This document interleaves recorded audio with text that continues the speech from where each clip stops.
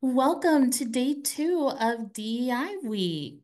So, hopefully, you caught up with us yesterday, but if not, you are in for a wonderful treat today, day 2, as we are diving into performative DEI, which is something that has really been making headlines lately. Do you know the difference between performative and transformative DEI efforts?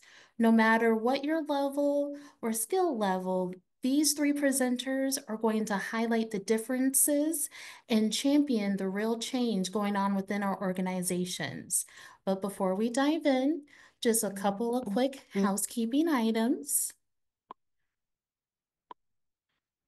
On the screen, you will see our antitrust, compliance, and legal disclaimer. The full antitrust compliance statement can be found on NAA's website. If you have any questions or concerns, don't hesitate to get in touch with us here, and we will be more than happy to help you. As always, everything that you hear and see today is for educational purposes and is not legal counseling. If you have legal questions, always reach out to your legal counsel. And we also have a content disclaimer. This information is intended to be educational, just like I mentioned. And these thoughts, views, and opinions are from our wonderful presenters. So without further ado, let's dive in and hear what they have to say today. Thank you so much, Tiana. I'm going to go ahead and share my screen with you all. And let's see if I can make that happen. Um, Probably see a very beautiful blue flower. You're Beautiful. not supposed to. There we What go. do you see now? Here we go.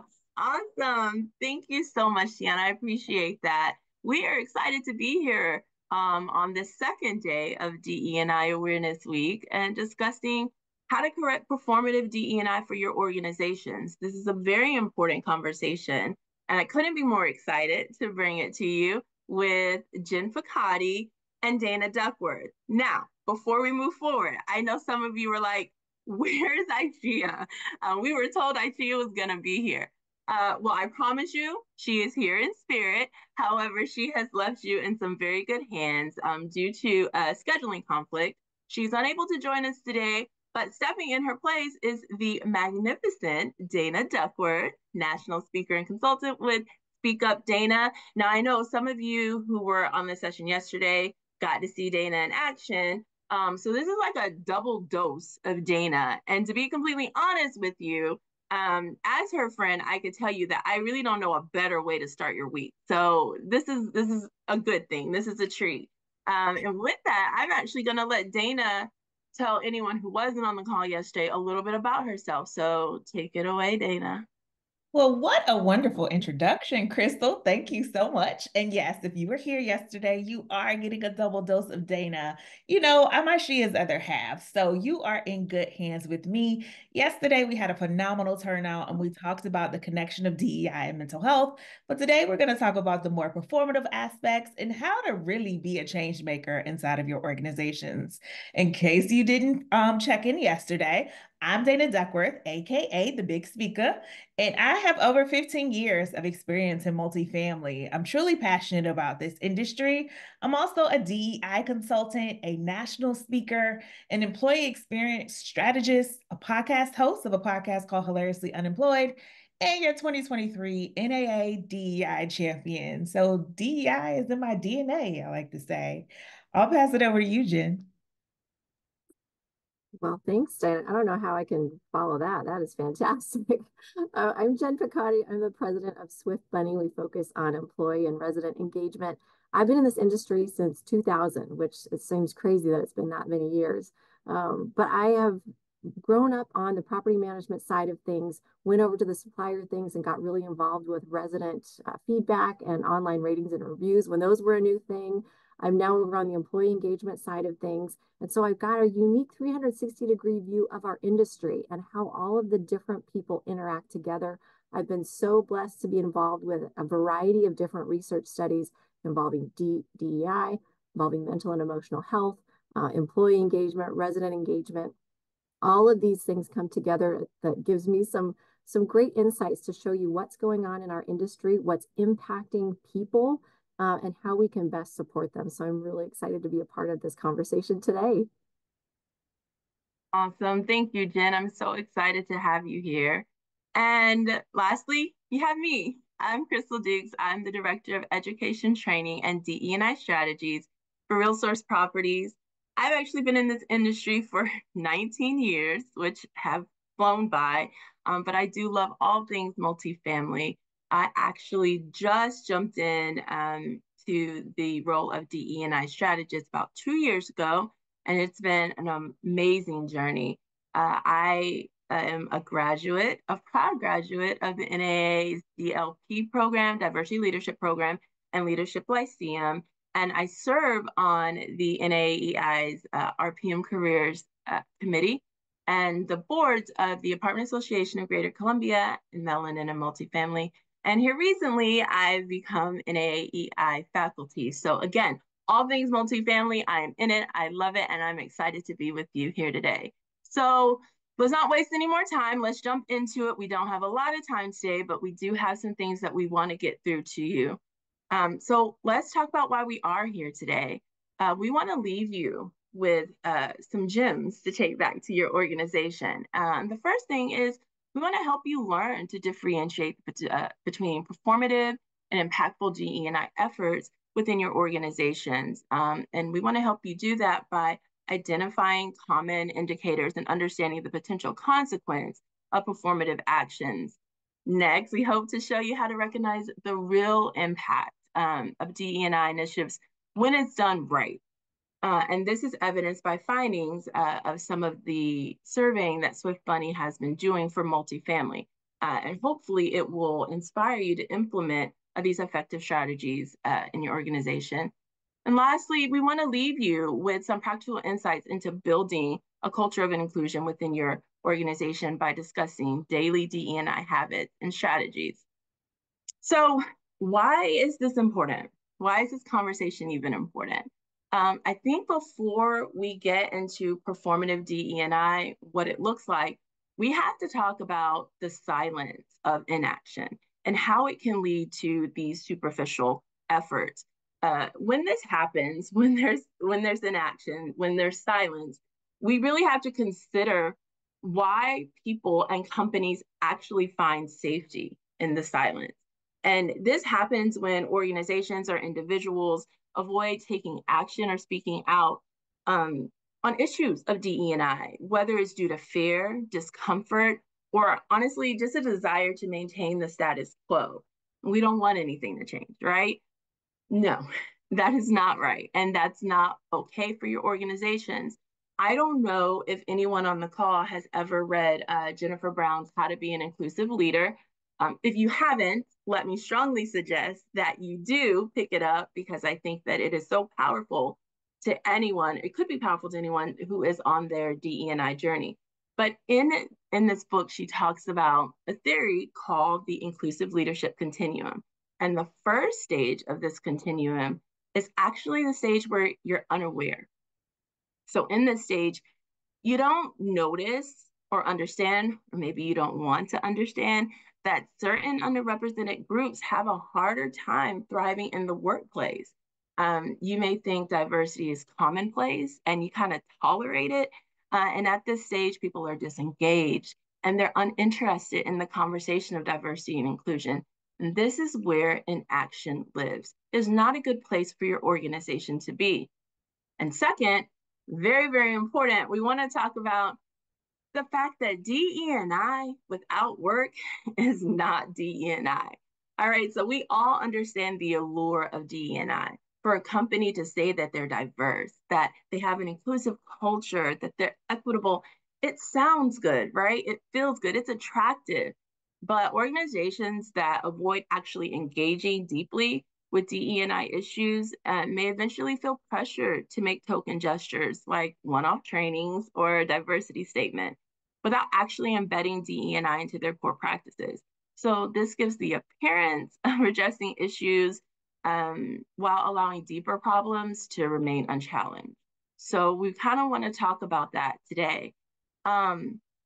We said we would talk about some of these common indicators of performative actions.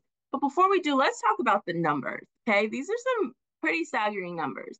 In 2021, McKinsey report on DEI actually highlighted that 70% of employees say that they've seen or experienced performative DE&I actions in their workplace where surface level diversity practices are in place, but genuine inclusion is lacking. So you're not masking anything here. It's important for your organizations to understand that. Your associates see what's going on. In another study, 94% of employers reported that their organizations were committed to advancing DE&I, but only 74% of the employees agreed with that statement. This gap suggests that employees are often skeptical of their company's DE&I efforts, and this could be because they see them as performative rather than meaningful. The discrepancy between employers and employees can lead to high turnover rates and really just an overall dissatisfaction with your organization. So it's really important to know that. And when we talk about these common indicators, one of the first ones to pop up is tokenism. For example, a company will or can appoint one person of color or an individual from another underrepresented group to a visible position like senior leadership or board seat. But they don't actually provide them with the same resources, influence, or support as the other leaders.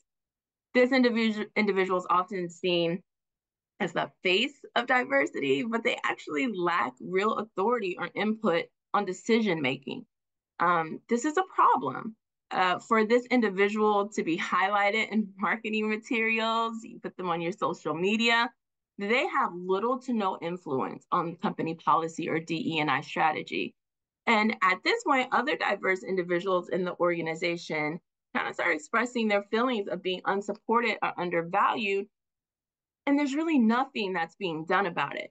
And I can speak from experience here. When I transitioned to the role of DE&I strategist, I will tell you that there were just so many people within our organization that just started coming to me to share their experiences, whether it was with their previous company or things that were happening within our company, things we were doing wrong, things we were doing right.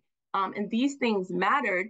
And I was able to work with other leaders in our company to start making change or maybe continue doing what we were doing that was working. And it was awesome to be able to do that. I had a real say in it. However, I could not imagine having this role and having no authority and having no say. The weight of that would have been very heavy. And a lot of people cannot deal with it. So it's very important to consider that. Another, checklist hiring. Now, a lot of people on the call may have already heard of this term. They know exactly what it means. But an example of this would be when a company hires a small number of diverse candidates to meet diversity quotas or to give the appearance of a diverse workplace. But they don't actually implement measures to support career advancement or retention.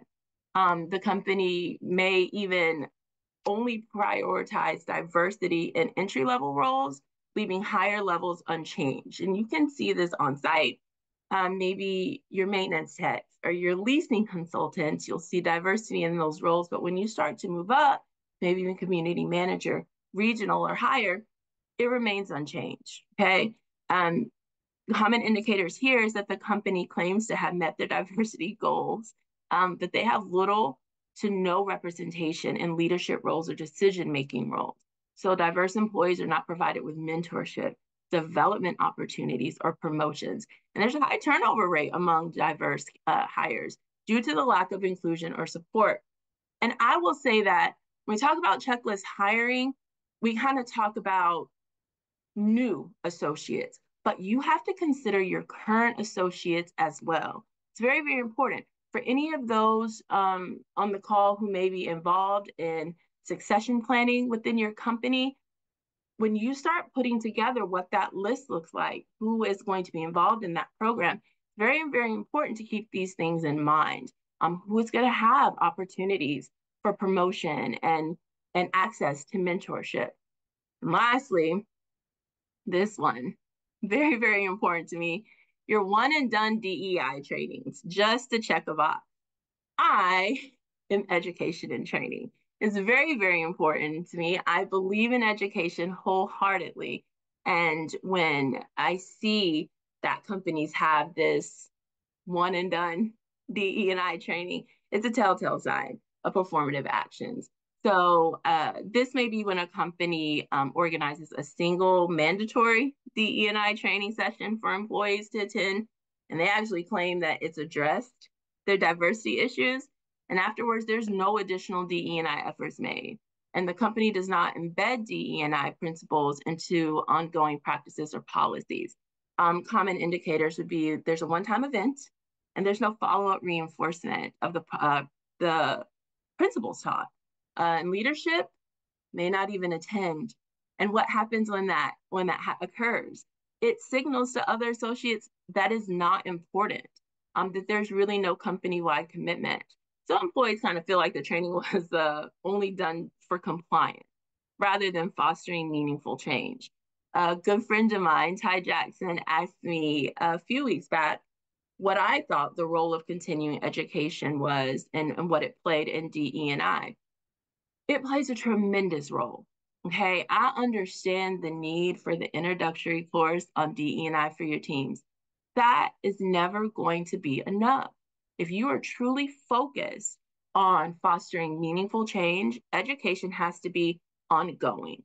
It doesn't have to be done in the traditional sense either. So you don't have to just assign a course on your learning management platform. It could look like bringing in a speaker for Black History Month. It could look like having your teams register for NAA DE&I Awareness Week. And it could even look like sending someone to an association event for cultural celebrations. It's actually something that I'm very proud of that we do within RealSource. For the cultural celebrations, we actually offer resources and literature to our associates free of charge, very, very important, that are authored by the group that we're celebrating. So you get to see different perspectives and diverse, of different people with different backgrounds. When you want to, you choose what you want to read, if you want to read about it. But ongoing education is so important, and it's really important to not just think of it in the traditional sense when you're thinking about what you can bring to your organizations. And so performative actions like tokenism, checklist hiring, and the one and done trainings can lead to some major pitfalls for your organization, which we'll discuss briefly. So we have some numbers here because I'm all about the numbers, and Jen, I know you are too. And I can tell you before we really jump into it that the numbers you see here are from multiple industries, not just multifamily. The first one we're going to talk about is 43% of U.S. employees believe their organization's DE&I efforts are tokenistic or superficial, according to a Glassdoor Diversity and Inclusion Survey. This perception often stems from companies focusing on meeting diversity quotas without real inclusion efforts. 75%, that's pretty high. Surface level diversity efforts, such as focusing solely on hiring diverse candidates without real inclusion strategies, has a negative impact on your organization. That's going to be what leads to your high turnover rate. This one, 76% of people surveyed say the company's commitment to DE&I is important when considering an employer. This is important. We are all looking for the perfect candidate. We are all looking for strong people for our teams, and understanding what they are looking for from our organization is going to be really important in finding them. And understand that you can say you have it all day long, but when they get there and they see that you do not, they're gone. They're out the door. So it's really important to consider that. And this number may not seem as big as the others, but it is. So shallow DE&I efforts often saw an increase of 19% in complaints related to discrimination or lack of inclusion. You're going the opposite way here, okay? This is far from what you want to be doing as an organization, and it is important to understand the consequences of performative DE&I. And again, as I stated, this is all from multiple industries. but multifamily is talking too.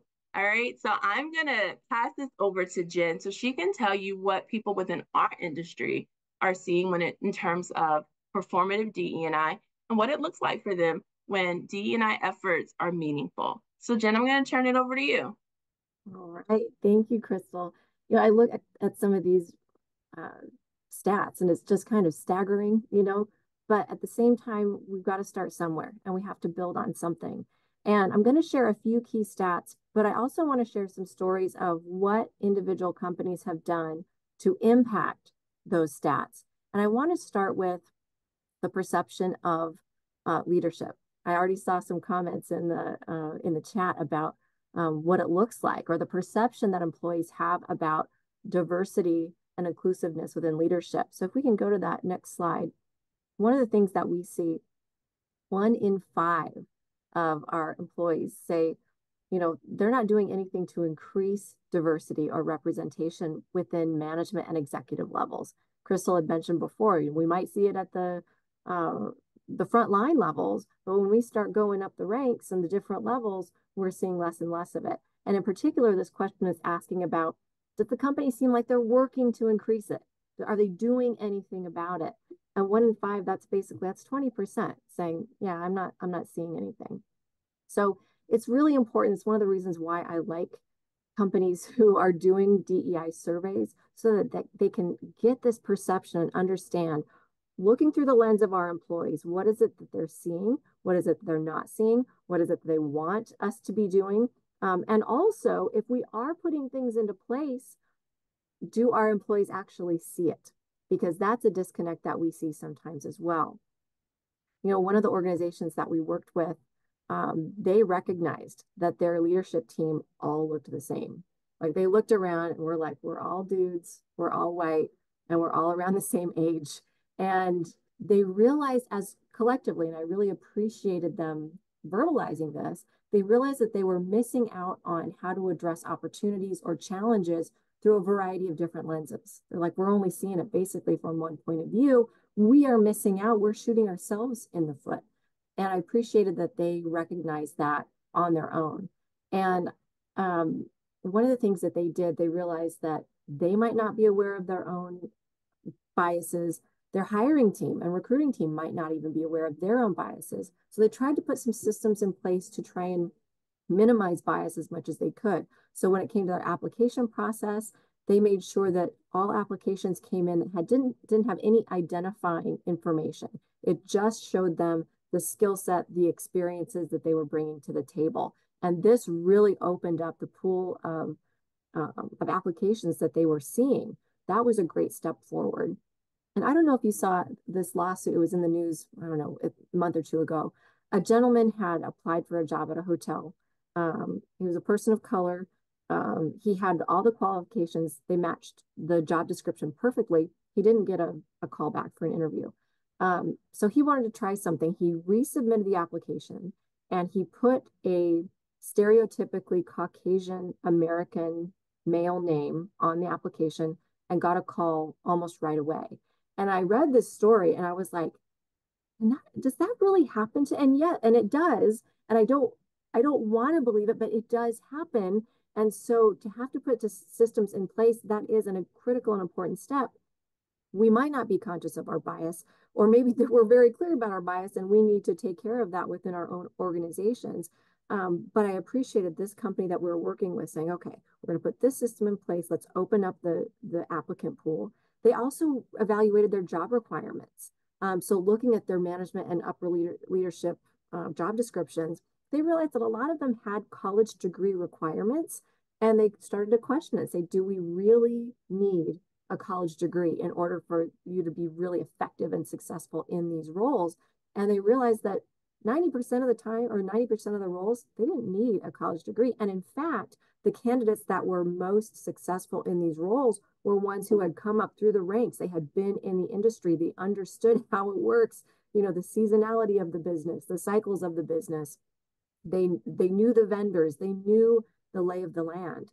And that was way more impactful and successful than someone who had spent hours and hours in a classroom. They're like, yeah, there were some areas where maybe that would be helpful, but for the most part, that wasn't. So they reevaluated their job requirements, took away a lot of the college requirements, because they also realized that they were missing out on a huge pool of candidates who might not have had the means, the opportunity, or the interest in pursuing a college degree. And so now they were looking at this wider group and saying, okay, these are actually people who may be much better suited because they understand what they're stepping into.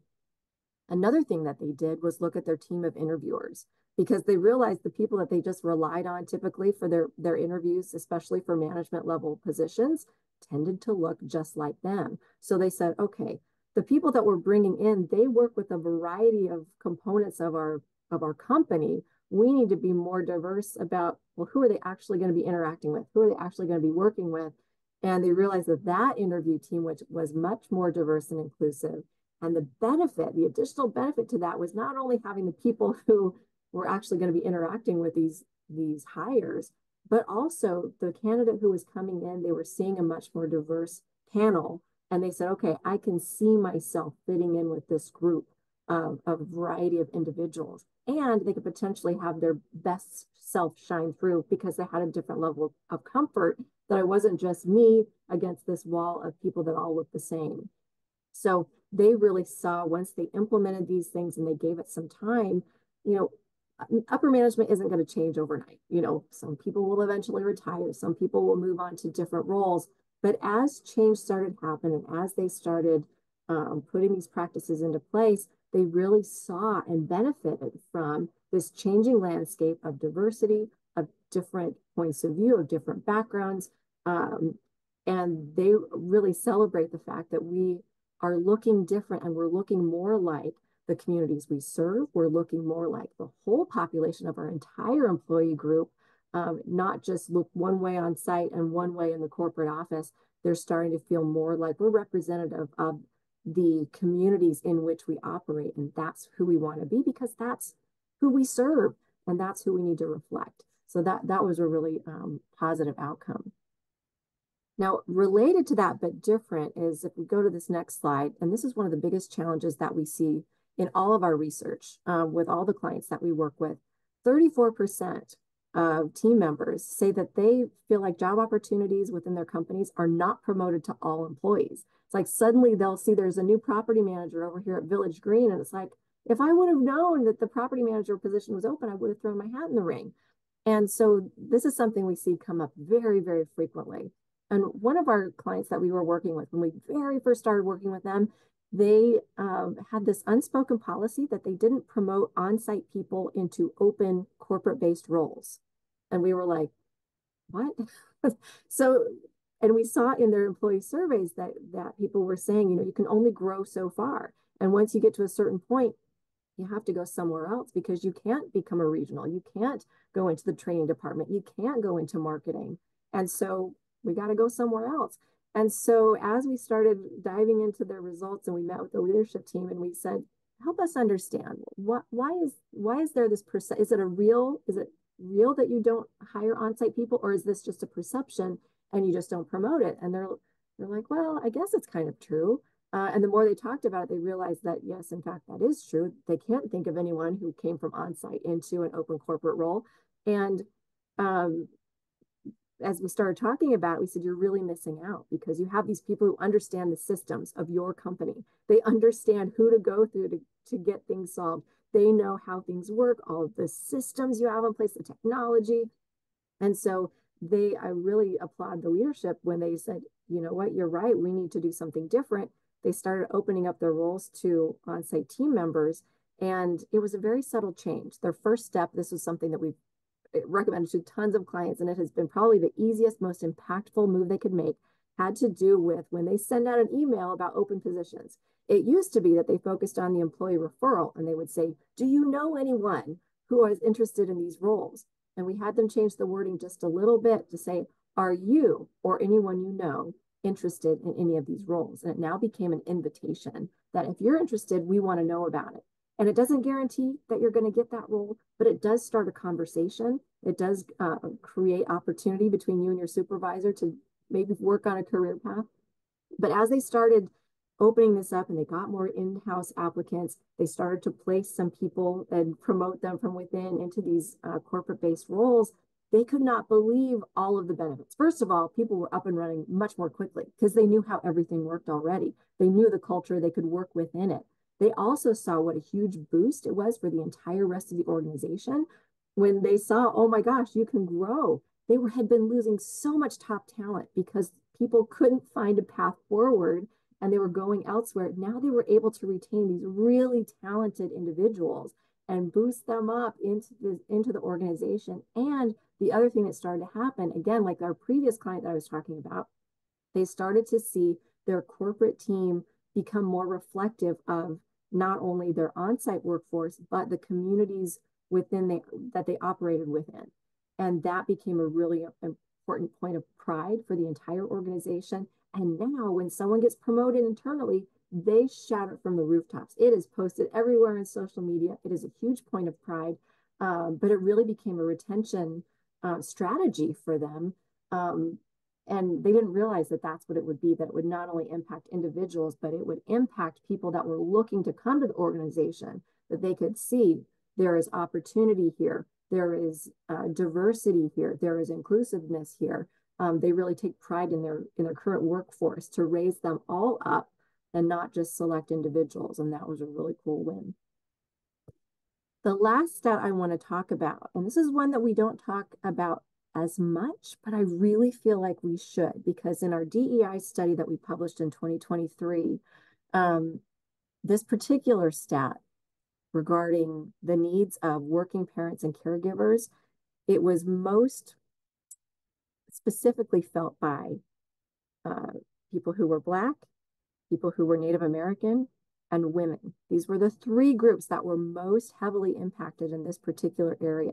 Right now, if we look at the overall landscape, 32% of multifamily employees who participated in this study said that their company doesn't accommodate the needs of working parents or caregivers. And the reason that we include caregivers, this is very important. I actually just read an article about this yesterday.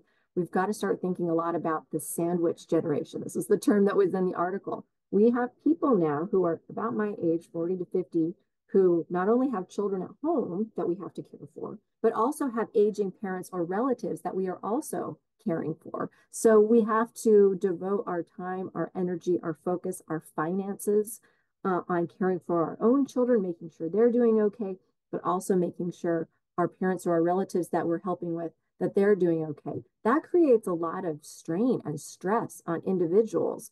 And to have a company who is inflexible or who kind of weeds out those who may be in a caregiving position, that is very, very problematic. But one of the things that we are seeing, and we've had a few client innovation, I guess innovation is not the word, but I really like how thoughtful they have been about some of these things, is looking at, with the rising cost of healthcare, the rising cost of long-term care, with childcare, all of these costs, how can they adapt and adjust? Because the other part of this equation, all of this, one of the key reasons that DEI initiatives are so important, and we are ensuring that we're taking care of the entire workforce, is that the workforce, the employee pool itself, is shrinking.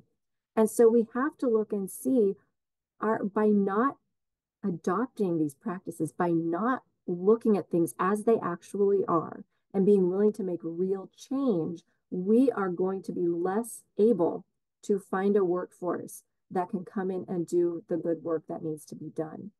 And so when we look at the employee pool shrinking, we have to look at things like workflows. For example, one of our clients was looking at their workflows, looking at when people were coming into the office, and they were asking the question, would it really create a hardship for our residents, for our company, if we close the office early one day a week? If we close the office completely one day a week, what would that do? Would that cause a hardship? And they found in general, for at least a big portion of their communities, it wouldn't. And so that helped create some flexibility with schedules. Several of our clients are looking at maintenance and looking at 4 10-hour workdays. This has been hugely, hugely successful because when they're there longer. And so when residents come home from work, if there are residents who say, you can't do the work order unless I'm there, okay, now we have more of a time frame to make that happen. Or they're reducing the after hours calls because a resident comes home, they figure out something's not working, they can call, there's someone still there that can come and take care of that emergency right then and there and not have to leave and then come back. So they're finding all kinds of wins with that. And from the employee side, those maintenance people have more access to help with childcare, with elder care, with their own personal well-being. There was one gentleman, he's like, oh my gosh, I have 3 days. I take my first day off and I go to the golf range and I hit 100 balls. And then it just takes everything from the whole week out of me. And now I can be 100% focused on my family, my kids, my wife, it just, I can take care of me and my family in a way that I haven't been able to do in the past, which I think is absolutely amazing. So we're also looking at things like part-time hours. If we can be more flexible and be accommodating of, maybe it's retired people, students, parents with young children, people who are providing care to someone else. If we can provide that flexibility, because oftentimes these are windows in time for some of our employees. It may just be for a year or 2 or 3 that they may have some restrictions or some things that they're trying to work out. If we can accommodate that and still have them be a contributing part of the workforce, and then when they're out of that particular season in their life, man, they are going to be a dedicated employee because we provided that support and that accommodation when they needed it. So we have to think bigger picture, longer term, and not just about, well, what is this going to do for us tomorrow? That may be tough. In the long term, it's going to do things that are much better, much more successful in our performance. And that's why I'm so glad that we're doing these types of webinars where we can talk about these issues and look at the big picture items, but also bring it down to what I know Dana's going to be talking about in a moment, of just the daily things. We talked about kind of some strategic things that clients have done, but there are those things that we can do on a day-to-day basis. So Crystal, I'm going to turn it back over to you, and we get to hear more of the nitty-gritty stuff. Thank you, Jen. That was great information. I love getting that data and then also hearing ways that you can make the change within your organization. So thank you for sharing that. And Dana, I'm so excited for you to be presenting this next portion, because as Jen said, it's not just about knowing what performative DE&I looks like or hearing what our teams are saying, but how do we move forward? How do we build a thriving DE&I program? So Yes. I'm going to let you take it away. Thank you so much, Crystal. So building a thriving DEI program by building daily habits. We're going to talk about the actual application of this and how everyone has an opportunity to create the change and the inclusive environments that we're seeking. You don't create change overnight, but through daily intentional actions. A true DEI program requires commitment, listening, and leadership support. Without support from the top down, a lot of these efforts will fall flat. But there are things that employees themselves can do to engage the core of that organization. Next slide. So daily habit number 1, listen actively. You want to start to create space for those diverse voices. I like to say that innovation grows in the belly of change. If you are not changing and your organization has been doing the same thing for so long, there's only so far you can innovate, right? If you have the same voices every time, every kickoff, every year, every budget season, everybody's looking at the same thing because that's the way that we've always done it. When we open ourselves up and allow those who are not like us into our space, you get a session like this, where we have someone who's all about the numbers, and then we have someone who's about the application inside of an organization. And then you get me, who's a consultant who does it inside of inside of our industry, but also I'm able to see how it's done in other industries. You get a very well-rounded perspective from people who add value into your organization. 2, you have to hear to understand. So Jen talked about surveys, right? And a lot of times when we get our surveys, we see that our employees said, oh, our organization is not inclusive, or we don't have any DEI efforts. And the thing we want to do is send out a memo pointing out all of the things we already do, right? We're hearing them, but we're not really understanding what it is that they're saying. Perhaps they weren't aware of the initiative, so it's great to call them out. But it's also a good opportunity to ask the question, what more could we do, or what could we do better? Is it time to change some of our practice? practices? Is it time to rewrite some of our policies? Or is it time to create new programs that'll help support our organization? And then three, you really want to empower those speaking to feel valued. Crystal gave you all a wonderful definition of tokenism. If they have the role without the power, do they really have anything? Maybe you've hired someone or given them a promotion because you are trying to, on paper, look like you have a diverse organization.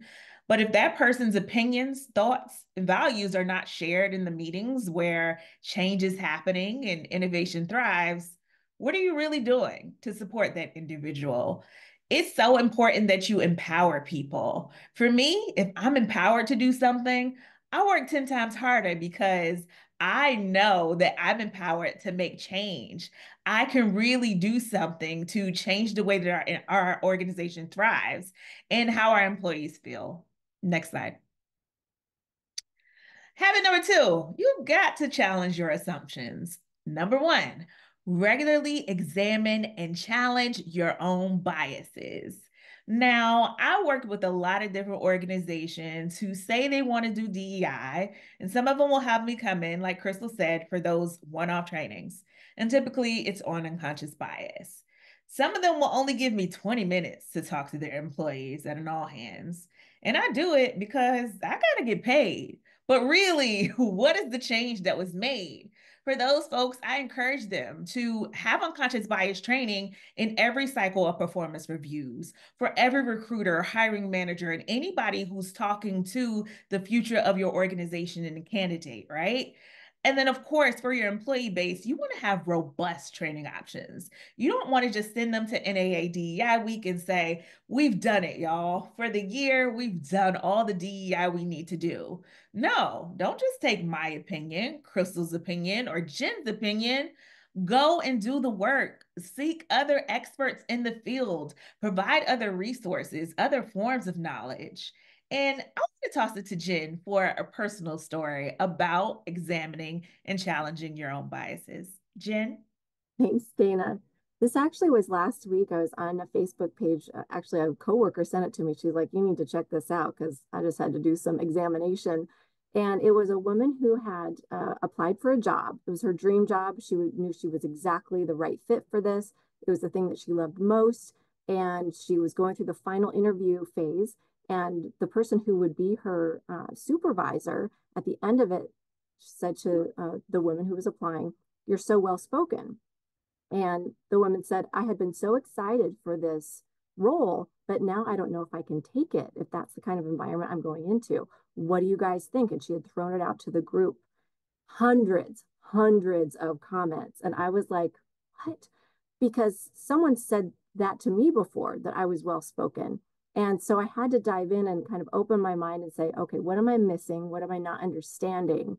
And I went through and I read through the comments. And you can imagine that there were everything from just subtle education or trying to enlighten to people saying, oh, you took it wrong. Like, why are you being a victim? Like every possible extreme and everything in the middle, just hundreds and hundreds of comments.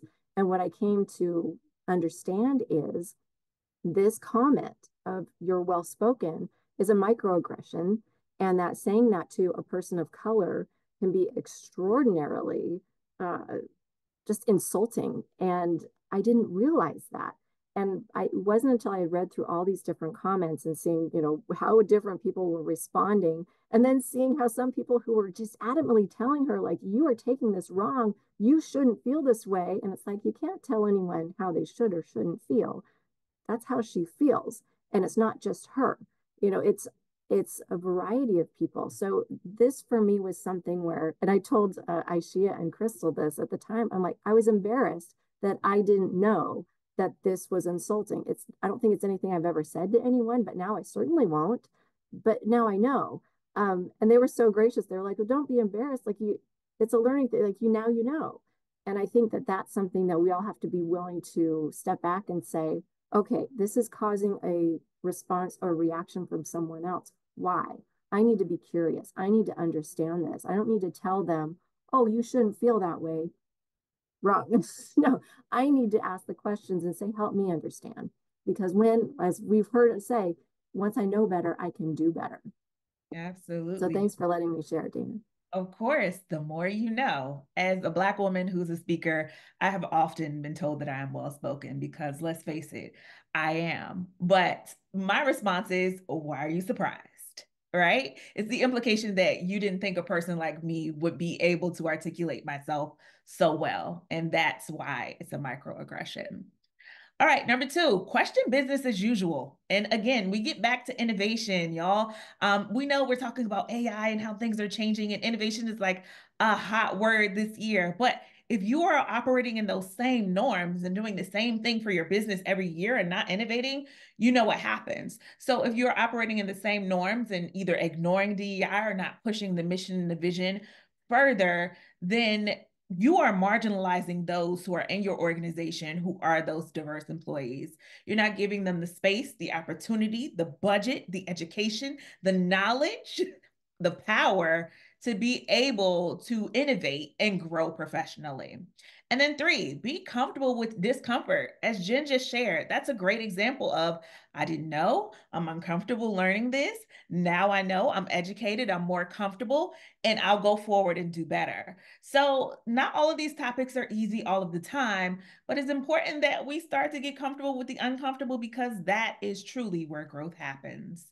And then, daily habit number three, speak up. As the founder of Speak Up Dana, I can't think of a better thing to do. Now, everybody is not a big speaker like yours truly, but there are ways in which you can speak up for yourselves and others inside of your organization to make that change you want to see. Number one, you want to empower yourselves and others to speak up against inequality. This could be in the form of big speaker, like I'm going to say it, right?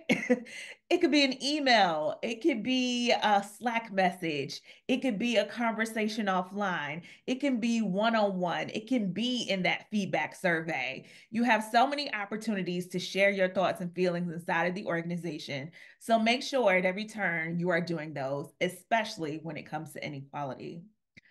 Advocacy is a shared responsibility. We all have to be an advocate, right? It is all of our responsibility to make sure that we're advocating, not just for those who are marginalized. There's often this thing where people are like, oh, it's a Black people problem. Let the Black people be the ones who correct the problem.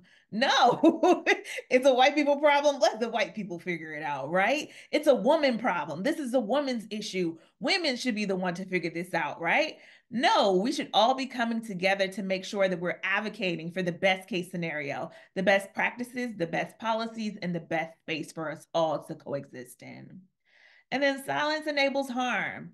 Use your voice to support inclusion. There are times when you may be in a meeting and someone had a great idea that maybe is a person of color or a woman or is somewhat different from everybody else on the team. And for whatever reason, everyone's ears are turned off. But when someone else speaks up and says that same idea, it's your turn to be that advocate and interject and say, that's a great call out. I like to highlight that Dana said that. Would you elaborate more? There are so many small instances in which we can provide equity, space, and allow the voices of others to shine. Daily habit number four, celebrate differences, y'all. We love to party about everything, right? In our organizations, when it's time for a new kickoff, we start the music. Why aren't we celebrating DEI in the same way? Like we should be celebrating the fact that we have this mission that we know is about to change our organization for the better. Why aren't we throwing money at it like we throw money at everything else? Why aren't we throwing some headcount at it like we throw headcount at every other problem that we have? Why aren't we being more strategic and putting some time and effort into making these things work? Number one, diversity should be celebrated, not tolerated. Every month, any month, find out what's important to your employees, highlight that, and celebrate it with them. This is your turn to listen and learn. Number two, create opportunities to learn from each other's backgrounds. There's nothing like going to lunch with a person that you've never been before, and you start to learn and engage and learn their story and see how alike you all are and how different and what you can learn from them and what you can leverage for yourself and for your organization and what they can learn and leverage from you. And then three, show appreciation for different perspectives and experiences. We all have different thought processes. We all have different lives, different backgrounds. It's okay to have a different thought or a different opinion or to be a different person. As long as the baseline is respect, we can make it all happen. Crystal, I'll pass it back to you. Thank you so much, Dana. That was great. I love those habits, and I'm hoping that everyone on the call will be able to take it back to their organizations and implement them. And with that, we're actually, I've seen that there's some chatter in the chat box. I haven't actually been able to see it. So we're actually going to just open it up for questions now, if anyone does have any. And I'll see if I can open it on my end. Yeah, lots Well, of love there's a for lot. Jen and sharing that story and being so vulnerable and transparent with everyone. Yes, growth is never comfortable, but you gotta For grow through sure. it, get through it, you know? Absolutely. One thing that I've heard that I think applies here, and tell me what you think, is when we're thinking about DE&I, when we're thinking about a variety of things that impact our team members, what can we do as an organization for the most generous outcome as opposed to the least generous outcome? And if we understand that we are different and we want everyone to succeed and be successful, what can we do as an organization? We have the most generous outcome for every single one of our employees, not just some, not just the ones we're familiar with or comfortable with, but everyone. And I don't know, what do you think about that? You think that applies? Yes, we want the most generous outcomes. We want people to thrive inside of the organizations. And if we can do that by implementing a different policy or being flexible with time and days, there's so many little ways in which maybe organizations don't think about they impact the lives inside and outside of the organization for employees. So there are a lot of micro ways in which they can influence the organization and make it feel more inclusive. Absolutely. Awesome. Here's one. It's going a little fast. What would you say is the best way to implement a DE&I committee? Should we call for volunteers or assign leaders? Oftentimes, DEI falls on HR. Oh, I lost it. They're coming in too fast. Oftentimes, DEI falls on HR and it gets overlooked as time is limited for one person. That is a great question. I think, and I'll just share my thoughts. I'm sure everyone, both Jen and Dana, have thoughts on this. But when it comes to a DE&I committee, I think it's important to one, determine within your organization what that's going to look like in regard to the resources that you are going to give to this committee, the time that you're going to give to the people involved to actually participate in the committee. And I absolutely believe that you have to call for volunteers. You cannot just assign someone to be a part of a committee that they never said they wanted to be involved with. Oftentimes, they're not going to tell you no, they're not going to do it. And now they feel stuck in this position. And it's not normally a good outcome. You have to have people who want to engage, want to foster meaningful change, and they have to decide to do that on their own. You just create the space for them to do that. And so that is the best way, my opinion, to go about forming a DE&I committee. And I'll open it up to Jen and Dana if you want to add anything. No, Crystal, I think you nailed it right there. That is great. It should not be the responsibility of HR. There should be people who are responsible for operations, maintenance. If we're talking association, you should have your suppliers there. You should have diversity in those who are going to be sitting on that committee and helping you shape what DEI looks like. Yeah, I think you did nail it too, Crystal. And having the long-term view of this is a committee. Well, how long is the committee commitment for? Is it 6 months? Is it 1 year? And having some of those things laid out ahead of time so that people can see this isn't just a one and done. We're not just going to do this for a quarter and never talk about it again, but there will be an ongoing long-term um, result. And I think that's important too. But absolutely, you need people. It's like with any cross-functional committee, find out who's interested and passionate about this and make sure you are representing all the different components of your organization. I think that is key. Awesome. There's another question. How can the DEI task force convince the executive team to offer DEI newsletters in Spanish?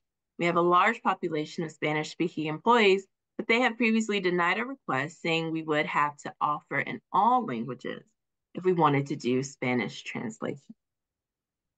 Well, living in California, I can say in California, if you provide something in one language, you do have to provide it in all languages. So there may be something to that.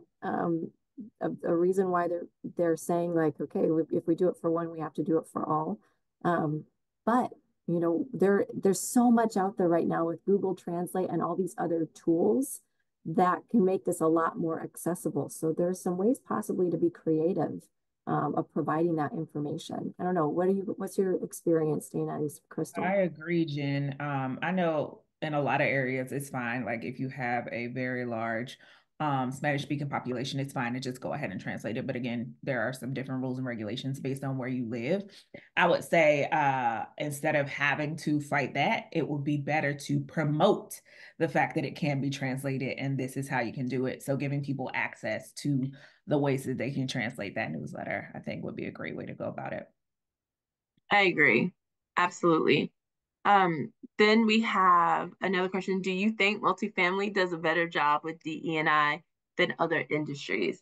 And I will say I've been in multifamily for 19 years. This is the industry that I've been in, and I can tell you we are definitely making strides when it comes to DE&I. So for me, I think we do it well, but I can't really speak to a lot of other industries. But I know, Dana, you actually you and Jen work with multiple industries and might be better suited to answer this question. I will say there are industries that do it a lot better, a lot faster than ours, but I am proud of the strides that our industry has made, you know, here recently. But I think when we think about DEI and multifamily, like so much of our time is focused on the external customers and our residents, right? And we want to get fair housing, right? They often say you don't fix the inside of the house because you're too busy worried about everything that's on the exterior of the house. So we're not really focusing on DEI internally. We're only focusing on fair housing externally. And we can kind of get bogged down in like our residents have to be treated right and everything has to be good across the board. But what about ourselves and our employees? So I think that we are making great strides, but I'd love to see it go a little bit faster and a little bit more. And then I see something about ERGs. Of course, I can take that one. Yes, ERG leaders do get burned out. I do see that they lead a lot of diversity efforts in organizations. However, they also receive a lot of support. So if they have budget, they have buy-in from the executives, leadership support, it can kind of help balance that out for them. But it is hard and it is a voluntary role. And some organizations are actually paying ERG leaders. So it really just depends. But as a person who's founded an employee resource group, like it is a great thing to have inside of your organization, but you need more than one leader because the risk of burnout for those who are practitioners of DEI or driving these missions and visions forward can tend to get burned out. Absolutely.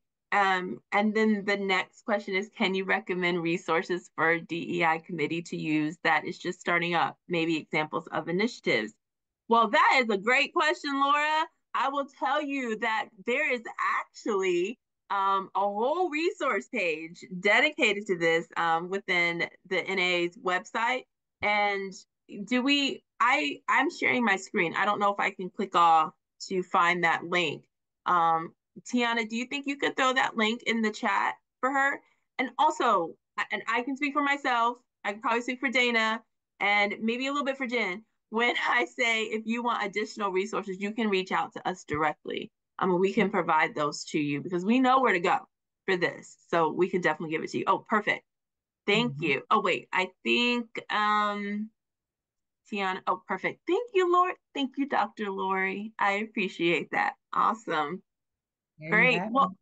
I see that it's 3:01. So we're overtime. And if you have more questions, again, all of our information is on the screen. Please feel free to reach out to us. Definitely reach out to Dana. I will leave it like she left it. She definitely has a lot of time to answer your questions. She's so amazing. But we really appreciate all of you being on this panel today. This was great. We appreciate everyone for jumping on. And we hope that you're going to jump on for the rest of the sessions for the week. They look so exciting. So back here tomorrow, same time. Thank you. Thank you so much, everyone. Thank you, panelists. Thank you for being here with us today. And we look forward to seeing you tomorrow for day 3 of DEI Week. Have a fabulous Tuesday. Bye. Thanks, everyone.